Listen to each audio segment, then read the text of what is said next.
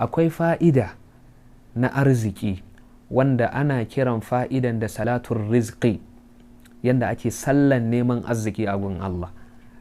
Wanda yake cikin wahalar rayuwa akwai wani sallah da ake yi, wannan sallan suna kiransa salatun rizqi. Jibrilu ya zo gurin manzon Allah ya ce, ya Rasulallah, wanda ya koka maka talauci daga cikin al'ummanka, ya koka maka wahalar rayuwa daga cikin al'ummanka, to Allah ya ce ka faɗa masa ya yi sallah nafila raka'a 2.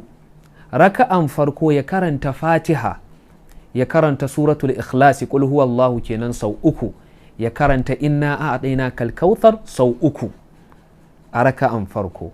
A raka'a na 2 ya karanta Fatiha, ya karanta qul a'udhu bi rabbil falaq sau 3, ya karanta qul a'udhu bi rabbin nasi sau 3.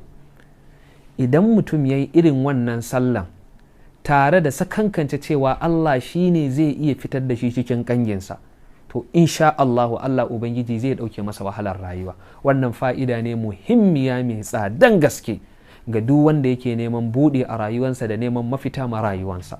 To irin waɗannan suna da yawa ga duk wanda suka tsaya a kofan Allah ba za su samu rauni ba, haka wanda suka tsaya a kofan manzon Allah ba za su samu karaya ba, kamar yadda Shehu Ibrahim yake cewa akaftu ala babin nabiyyi Muhammadin faman rama durri fa huwa ajda wa anfa'u.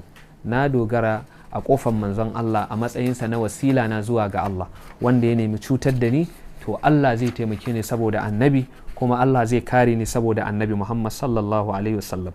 Al-hikmatul kamisati wal 20, hikima na 25.